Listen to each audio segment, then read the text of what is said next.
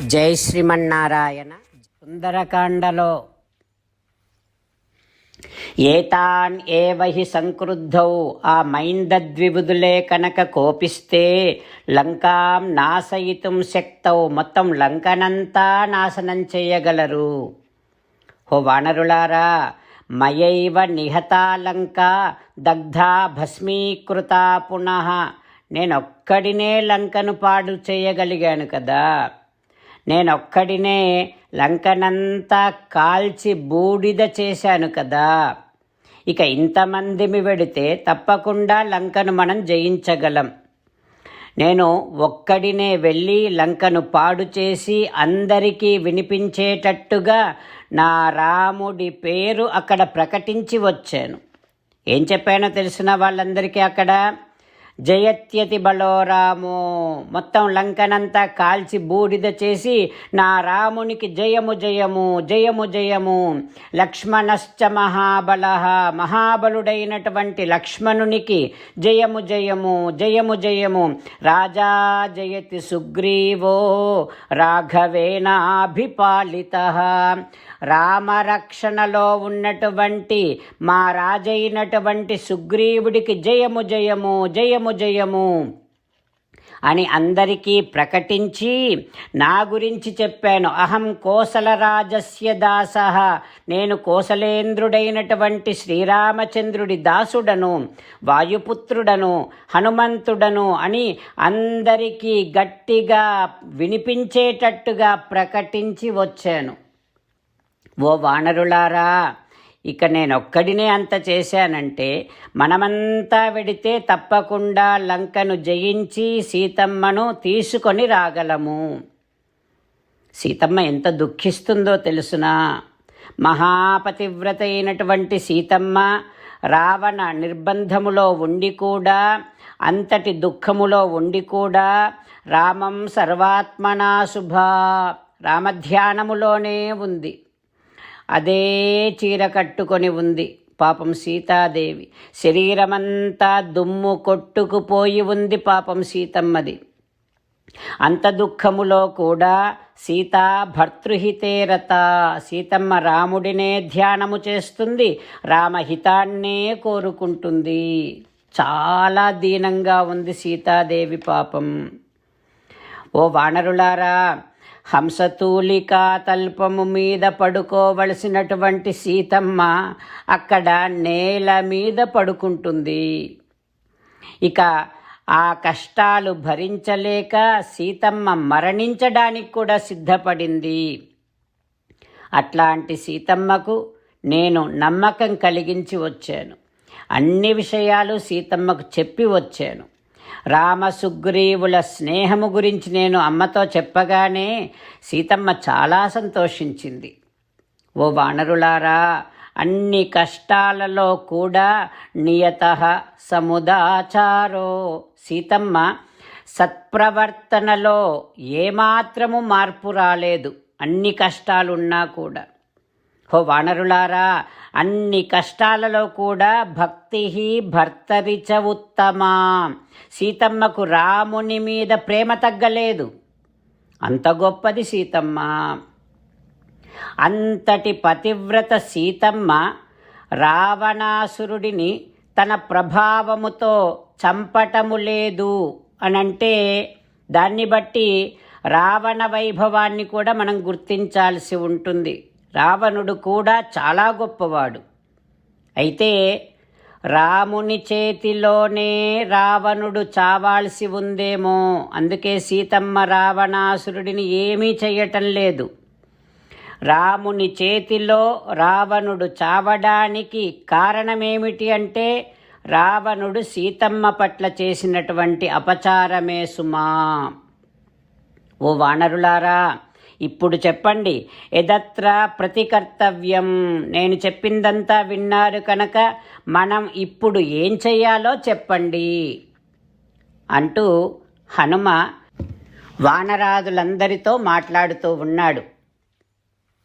రామచంద్రులను మనసారా ధ్యానము చేస్తూ పరమదయాలువు పరమశివుడు చెప్పిన పరమపావన రామనామాన్ని చెబుతూ మనము రామనామ గానము చేస్తూ ఉంటే అదిగో సీతారామచంద్రులు, పార్వతీ పరమేశ్వరులు, ఆంజనేయ స్వామి, సకల దేవతలు, పితృదేవతలు, మహర్షులు, ఆచార్యులు, భాగవతోత్తములు అందరూ మనని చూసి ఆనందముతో అనుగ్రహిస్తున్నటువంటి దృశ్యాన్ని భావన చేస్తూ నోరారా రామనామగానము చేద్దాం.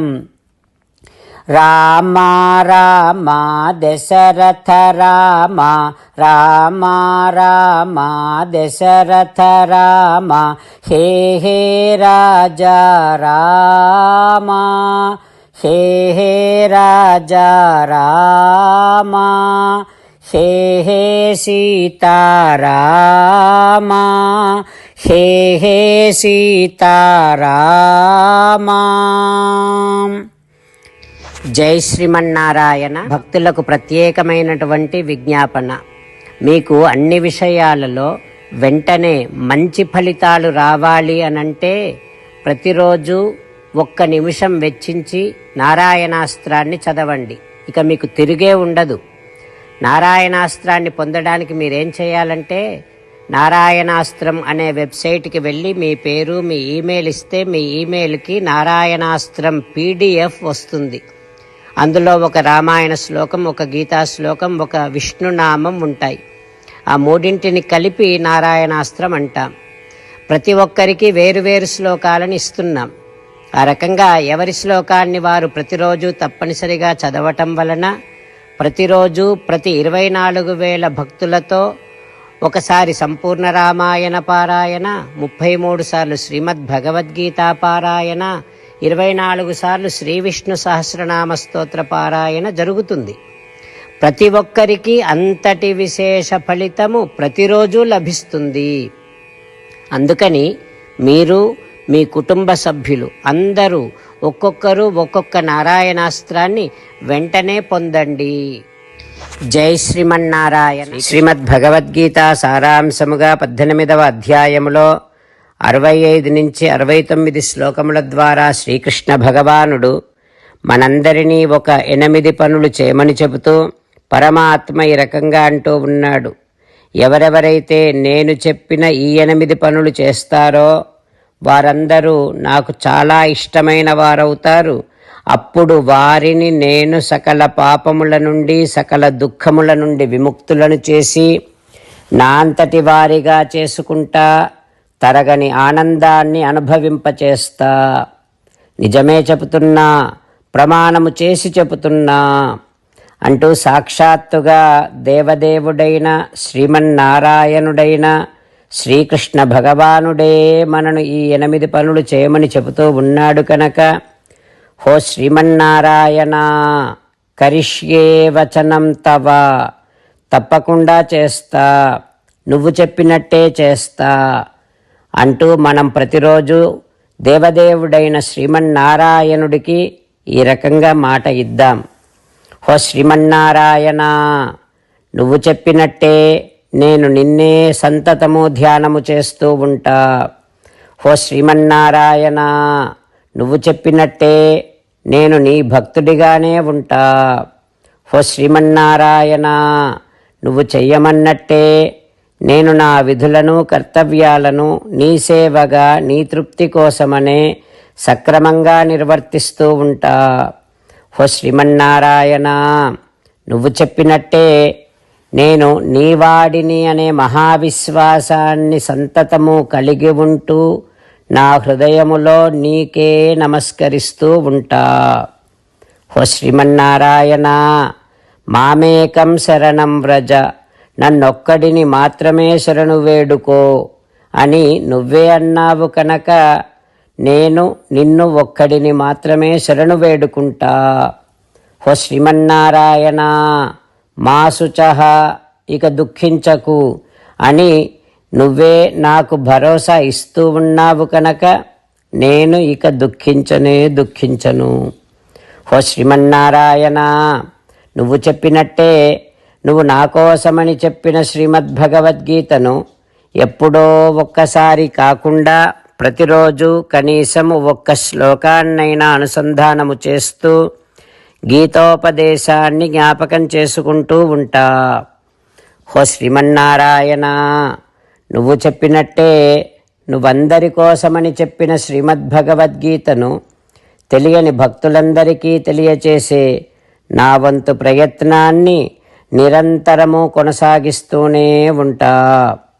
హో శ్రీమన్నారాయణ, నేను నువ్వు చెప్పినట్టే చేస్తా, నీకు నచ్చినట్టే ప్రవర్తిస్తా, నీకోసమే పని చేస్తూ ఉంటా.